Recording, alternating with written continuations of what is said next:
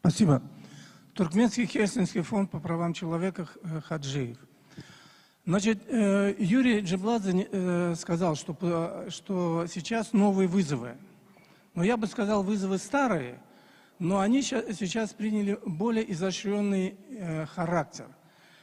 ОБСЕ не признает выборы в Туркменистане как депутатов, так и президента. Вместе с тем, что это за вызовы? Это вызовы экономические. Прежде всего, это коррупция. Это лоббизм и интересы экономики. В 2019 году мы беседовали с господином Бурентом, который был представителем Европейского Союза по правам человека. И он нам открыто сказал, если встанет вопрос прав человека и экономика, Евросоюз выберет экономику. Поэтому вот у меня вопрос к БДИПШ и ОБСЕ. Когда вы перестанете играть в двойные стандарты? Спасибо. Thank you so much. My name is Chemen Öre, and I'm from Turkmenia Unite. I'm from Turkmenistan. Thank you for being open for all the questions, difficult questions, different questions. For here, I want to address the issue of personal issue of Turkmen prisoners, political prisoners. For Turkmenistan, before we can speak of the rule of law, we need to address the eyesore of monstrosity of a problem, political prisoners. Thank you for mentioning Omurzak Omar Kuliyev.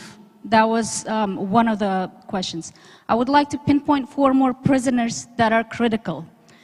First, I would like to push forward Mansour Mingelov, who is in critical condition now.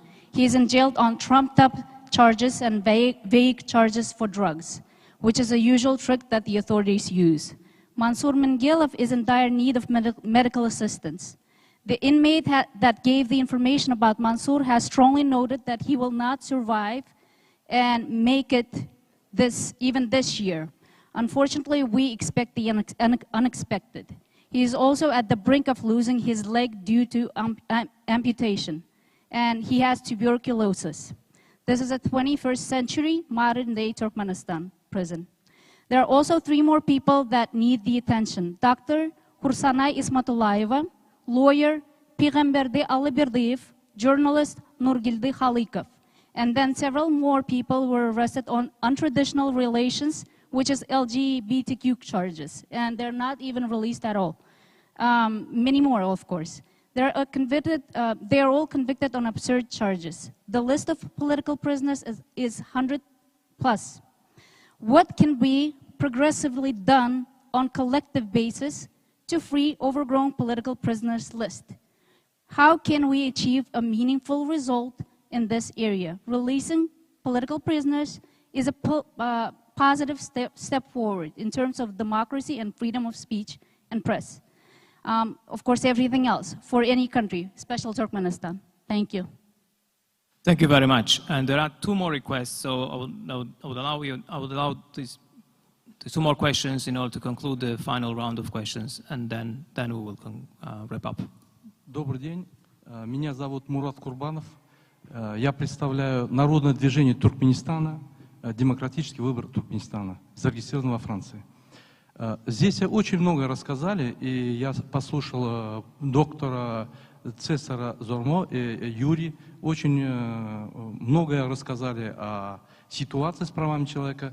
Я хотел бы отметить одну вещь, что вот ОБСЕ за 30 лет сделала очень многое для достижения соблюдения прав человека, но вы должны знать, против кого вы боретесь, или кто борется против вас. Против вас борются бандиты. Они идут такими темпами, что ОБСЕ просто не успевает. Например, 1 августа 2021 года я находился в Турции на протесте. Меня после протеста преследовали и хотели убить.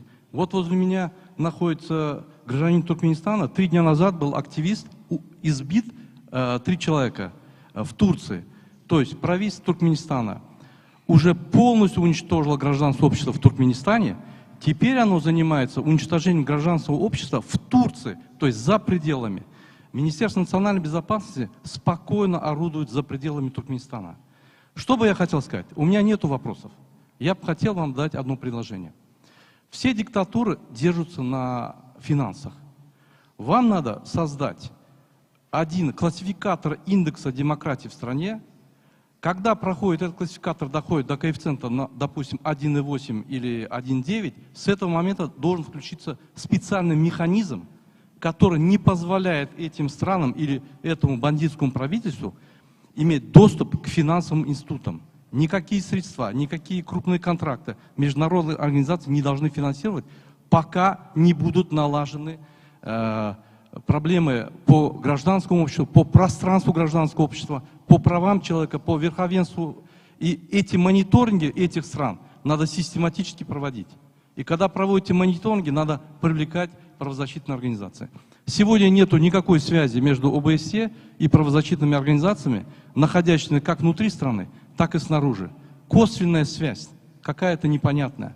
Против вас работает организованная преступная группировка в виде правительства. Особенно подчеркиваю Туркменистан. Там вообще нету никакой власти, там вообще нету никаких прав человека. Гражданское общество убито уже, все, его нету, не существует. Вот у меня вот такое предложение сделать один механизм, который позволил бы экономически влиять на эти правительства, которые уничтожают гражданское общество. Тем самым у вас будет какой-то эффективный механизм, реактивный, скажем так. А то все вот эти совещания и решения, пока дойдут до Туркменистана, они уже уходят далеко вперед. Спасибо большое.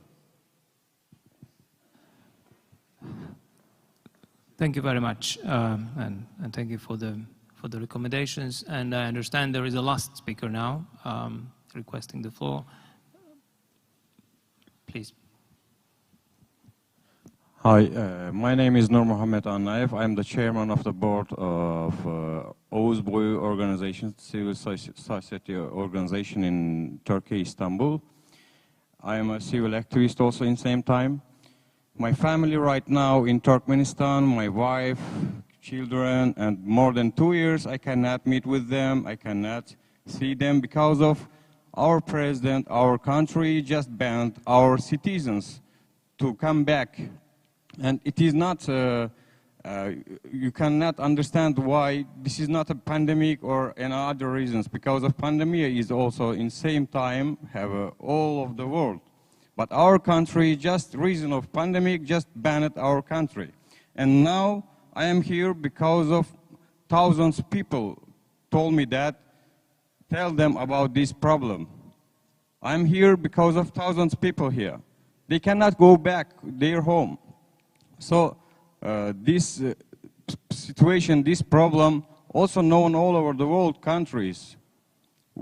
My question is, these organizations, when they will start to help to the nations, Turkmen nations, when they will start?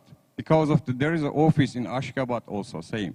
But we just sent the appeal of letters to all of the organizations, but nobody didn't start regarding these problems. Thank you.